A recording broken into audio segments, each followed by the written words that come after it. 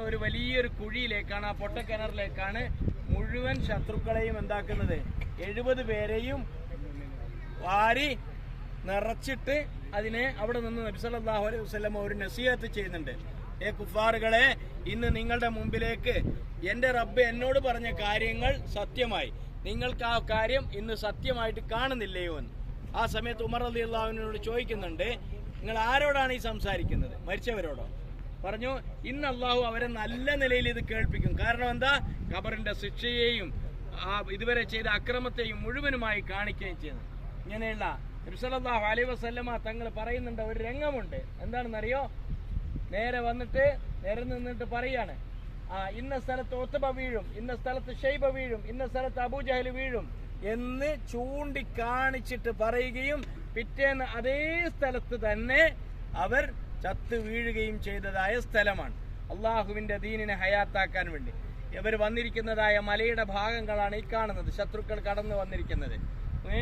മദീനയുടെ ഈ ഭാഗത്തുനിന്നും ആരും വന്നു? റസൂലുള്ളാഹി സ്വല്ലല്ലാഹു അലൈഹി വസല്ലമ തങ്ങളും വന്നു.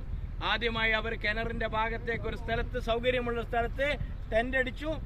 പക്ഷേ അന്ന് വന്ന മഴയിൽ, സൂറത്ത് അൻഫാലിൽ പറയുന്ന ആ മഴയിലൂടെ എല്ലാ ഭാഗവും ചെളി കെട്ടി.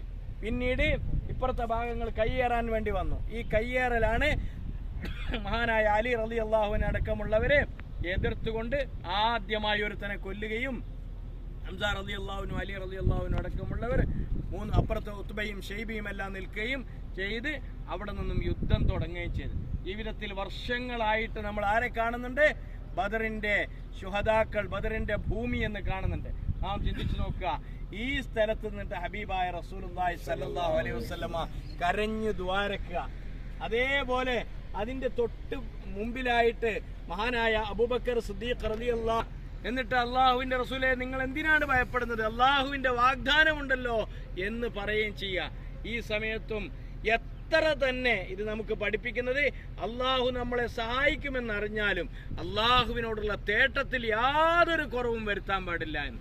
ഈ മണ്ണിൽ നടന്ന സമരം ഇന്ന് 1400 വർഷമായിട്ടും അള്ളാഹുവിന്റെ ഖുദ്റത്തിനെ ഇങ്ങനെ കാണിച്ചുകൊണ്ടേയിരിക്കുകയാണ്.